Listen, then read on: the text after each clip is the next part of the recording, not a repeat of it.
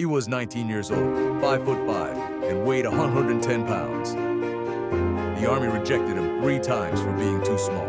He forged his documents, lied about his age, and forced his way in. What he did on one single afternoon became the most decorated act of bravery in American military history. His name was Audie Murphy, born into a desperately poor sharecropper family in Texas in 1924. When Pearl Harbor was attacked in 1941, Audie was 17 years old and desperate to serve his country. The Marines rejected him, too small. The Paratroopers rejected him, too small. The Army initially rejected him, too small. Audie lied about his age, got a family friend to falsify his documents, and finally forced his way into the United States Army Infantry. His commanding officers took one look at him and tried to reassign him as a cook. Audie refused.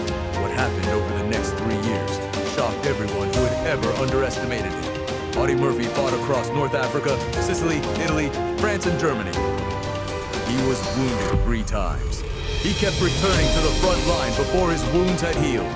He was promoted repeatedly, not by connections, but because on the battlefield, this 5'5" Texas boy was absolutely extraordinary. Then came January 26, 1945. Near the town of Holtzmier in France, Audie's company of 19 men was attacked by a German force of 250 soldiers, supported by 6 tanks. 19 against 250, Audie ordered his men to fall back into the woods. Then he stayed behind, alone. He called in artillery strikes so close to his own position that the operators refused, convinced he was calling in his own death. He called them in anyway.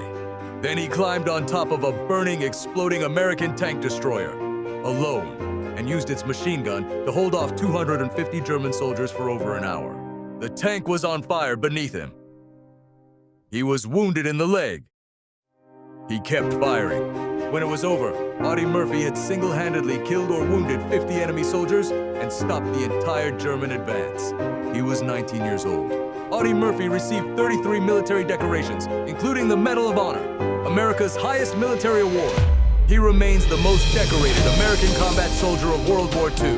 After the war, he suffered severe PTSD and became one of the first veterans to speak publicly about the psychological cost of combat. He slept with a loaded pistol under his pillow for the rest of his life. The Army that rejected him 3 times for being too small ran out of medals to give him. So tell me, has anyone ever underestimated you? Because of how you look. What did you do with it? Drop it in the comments.